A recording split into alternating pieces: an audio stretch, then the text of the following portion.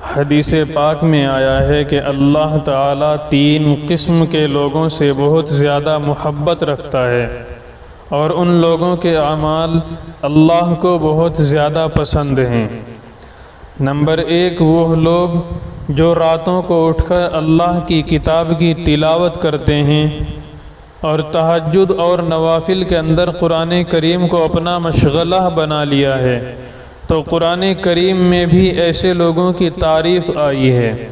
سورہ فرقان کی آیت نمبر 64 میں اللہ تبارک و تعالیٰ کا ارشاد ہے، وَالَّذِينَ يَبِيتُونَ لِرَبِّهِمْ سُجَّدًا وَقِيَامًا،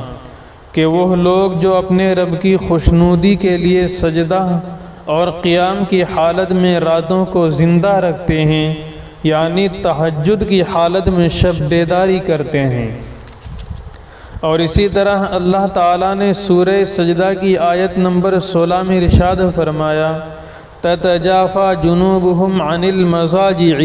يَدْعُونَ رَبَّهُمْ خَوْفًا وَطَمَعًا وَمِمَّا رَزَقْنَاهُمْ يُنْفِقُونَ، کہ اللہ کے بندے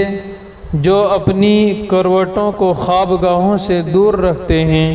اور اپنے رب کو خوف و رجا کی حالت میں پکارتے رہتے ہیں،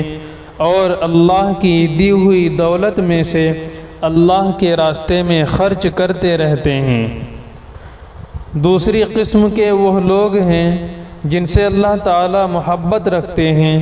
اور ان کے اعمال سے خوش ہوتے ہیں، وہ لوگ ہیں جو خفیہ طور پر صدقہ کرتے ہیں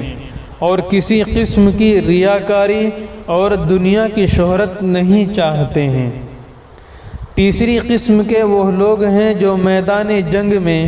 اعلاء کلمت اللہ اور اللہ کے کلمے کو بلند کرنے کے لیے سینہ سپر ہو کر دشمنوں کا مقابلہ کرتے ہیں۔ خدا نخواستہ اگر ان کے تمام ساتھی شکست خوردہ ہو کر بھاگنے لگے تو یہ بجائے بھاگنے کے دشمنوں سے ڈر کر مقابلہ کرتے ہیں۔ یہ 3 قسم کے لوگ ہیں جن سے اللہ تعالی بہت زیادہ خوش ہوتا ہے، اور یہ تینوں عمل عام طور پر انسانوں کے لیے مشکل پڑتے ہیں، اس لیے اللہ تعالی ایسے لوگوں کو اپنا محبوب بنا لیتا ہے۔